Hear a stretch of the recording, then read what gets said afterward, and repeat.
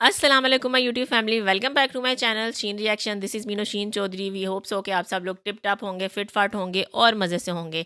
तो आज हम आए हैं लेटेस्ट न्यूज़ के साथ। जो टर्किश ड्रोन फैक्ट्री है वो बांग्लादेश में बनने जा रही है, और ये फैक्ट्री की बनने की खबर सुन के इंडिया के हलक में जो है वो कांटा चुभ गया, और इंडिया को अब अपनी जान के लाले पड़ गए हैं, क्योंकि डिफरेंट कंट्रीज़ जो हैं वो बांग्लादेश के साथ मिलकर डिफरेंट प्रोजेक्ट्स पे काम कर रहे हैं, और अब बांग्लादेश में खुद ड्रोन बनने जा रहे हैं। ये खबर जो है इंडिया के लिए किसी खतरे से कम नहीं है।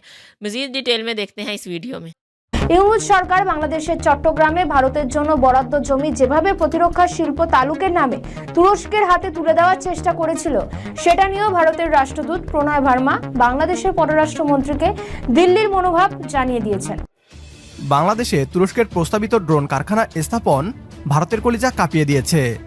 গণ অভ্যুত্থান পরবর্তী সময়ে ডক্টর মোহাম্মদ ইউনূসের নেতৃত্বে অন্তর্বর্তীকালীন সরকার চট্টগ্রামে ভারতকে দেয়া জমি তুরস্ককে দিয়ে দেয় ড্রোন কারখানা স্থাপনের জন্য।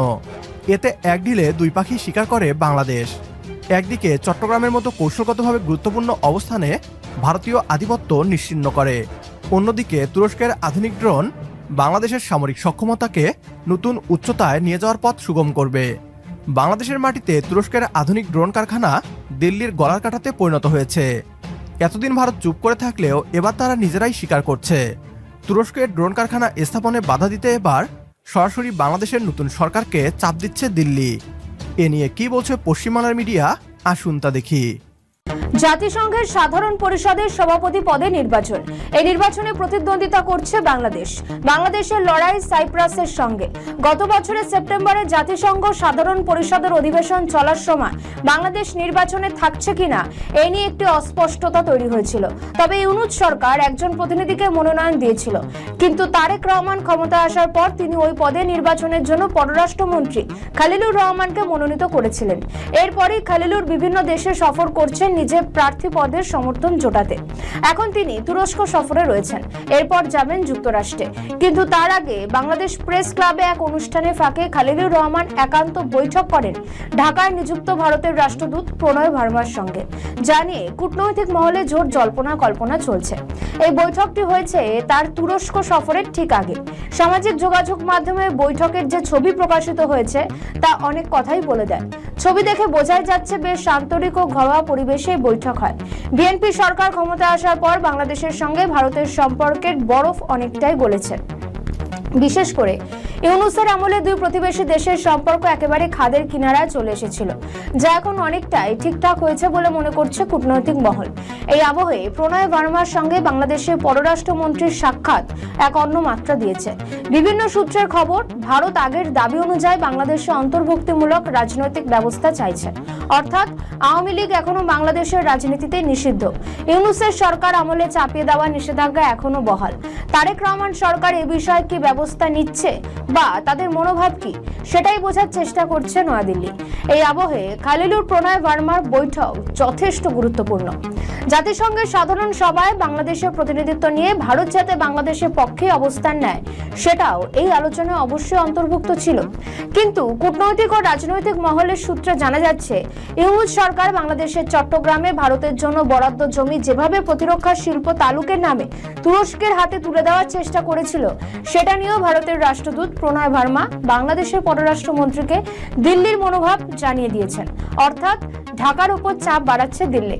কূটনৈতিক মহলের মতে মোহাম্মদ ইউনূসের আমলে ভারত ও বাংলাদেশের মধ্যে দ্বিপাক্ষিক সম্পর্ক ছিল না বললেই চলে।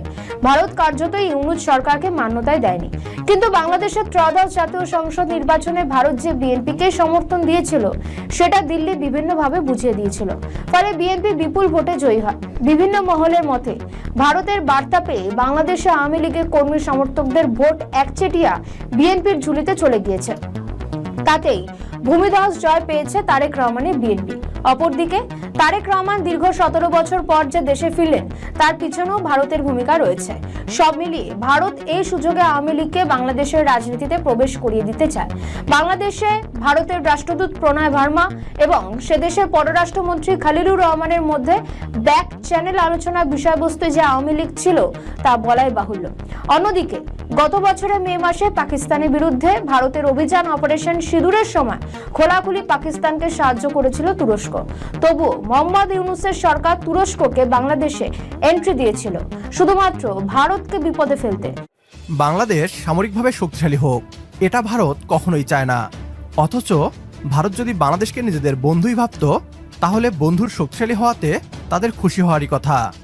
বাংলাদেশের ড্রোন প্রযুক্তি শক্তিশালী হতে চলেছে, এতে ভারত আতঙ্কিত কেন তা বুঝতে কারো কষ্ট হওয়ার কথা নয়। বাংলাদেশ যদি ভারতকে অ্যাটাক করার সক্ষমতা অর্জন করে ফেলে, তাহলে তাদের দাদাগিরি হুমকির মুখে পড়বে। ভবিষ্যতে বাংলাদেশকে তাদের দখল করার যে স্বপ্ন, তা পূরণ হবে না। ভারতীয়রা ভুলে গিয়েছে, বিগত স্বৈরাচার সরকারের মতো তাদের গোলাম নতুন বাংলাদেশে হবে না, এদেশের ছাত্র জনতা হতে দিবে না। চট্টগ্রামে ভারতের ঘাঁটি নয়, হবে তুরস্কের ড্রোন কারখানা। একমত হলে কমেন্ট বক্সে ইয়েস লিখে জানিয়ে দিন আমাদের। সেই সাথে ভিডিও শেয়ার করে দেখার সুযোগ করে দিন আপনার বন্ধুদের। পরবর্তী ভিডিও দেখার আমন্ত্রণ জানিয়ে বিদায় নিচ্ছি আজ। আল্লাহ হাফেজ। जी तो व्यूअर्स, ये थी आज की वीडियो। तारिक रहमान की जब से गवर्नमेंट आई है बहुत अच्छे स्टेप्स ले रहे हैं वो बांग्लादेश की तरक्की के लिए, और ये देखा गया कि जब भी कोई नया हुक्मरान आता है तो वो काफ़ी अच्छे स्टेप्स लेता है। लेकिन हम उम्मीद करते हैं कि ये आगे जाके भी बांग्लादेश के लिए अच्छे साबित हों और इंडिया से दोस्ती के लिए हाथ बिल्कुल ना बढ़ाएं, क्योंकि इंडिया बांग्लादेश में अपना दबदबा कायम करना चाहता है और फिर बांग्लादेश को अपने इशारों पर चलाता है। इसलिए अब तारिक रहमान ने जो टर्किश की ड्रोन फैक्ट्री बनाने का ऐलान किया है और जो टर्किश अपनी ड्रोन फैक्ट्री बांग्लादेश में बना रहा है, ये खबर जो है इंडिया के लिए किसी धचके से कम नहीं है, क्योंकि इंडिया नहीं चाहता कि किसी और कंट्री के साथ बांग्लादेश की दोस्ती हो। वो बांग्लादेश को हमेशा दबा के रखना चाहता है। लेकिन तारिक रहमान की गवर्नमेंट ने बहुत अच्छा स्टेप लिया है और बांग्लादेश जो है अपने आप को स्ट्रॉन्ग कर रहा है। मज़ीद मुस्तकबिल में जो है इस तरह के एग्रीमेंट्स होंगे तो बांग्लादेश इससे और ज़्यादा स्ट्रॉन्ग होगा। जैसा कि आपने देखा कि तुर्की की ड्रोन फैक्ट्री बांग्लादेश के अंदर बनने जा रही है। तुर्की के पास दुनिया के बेस्ट ड्रोन्स हैं और पूरी दुनिया में जो जंगें हो रही हैं उसके अंदर तुर्की के जो ड्रोन हैं वो इस्तेमाल हुए हैं। रशिया यूक्रेन वार में भी तुर्की के ड्रोन ने बहुत ज़्यादा नुकसान पहुंचाया है। यही वजह है कि बांग्लादेश अपने डिफेंस को मजबूत कर रहा है और इंडिया की तरफ से जंग की धमकियां दी जाती हैं, और किसी भी जंग में ड्रोन जो हैं बहुत अहम किरदार अदा करते हैं। और बांग्लादेश अपने ड्रोन की जो कैपेबिलिटी है उसको बढ़ाने जा रहा है। और इंडिया के लिए ये बहुत बुरी खबर है कि दुनिया के बेस्ट ड्रोन बनाने वाला मुल्क जो है वो बांग्लादेश के अंदर ड्रोन की फैक्ट्री लगाने जा रहा है। बांग्लादेश ना सिर्फ वो ड्रोन इस्तेमाल करेगा बल्कि पूरी दुनिया में सेल करेगा, और भारत जो है इस चीज़ से बहुत ज़्यादा परेशान होने वाला है।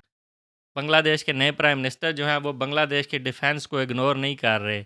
जिस तरह पिछली हुकूमत में डॉक्टर यूनुस ने डिफेंस एग्रीमेंट किए, तारिक रहमान भी जो हैं बांग्लादेश के डिफेंस को निगलेक्ट नहीं कर रहे और वो चाहते हैं बांग्लादेश पूरी ताकत से इंडिया को जवाब देने के काबिल हो जाए। हमें तो ये न्यूज़ सुन के बहुत ज़्यादा अच्छा लगा है। ज़रूर बताइएगा आपका इसके बारे में क्या ख्याल है कमेंट्स में आके, और बताया करें कि आप किस तरह की वीडियोस देखना चाहते हैं। वीडियो अच्छी लगी हो तो वीडियो को लाइक कर दें, चैनल पे नहीं हो तो चैनल को सब्सक्राइब कर दें और बेल आइकन को हल्का सा प्रेस कर दें। मिलते हैं नेक्स्ट वीडियो में। Till then stay healthy, stay wealthy, stay awesome. अल्लाह हाफिज़।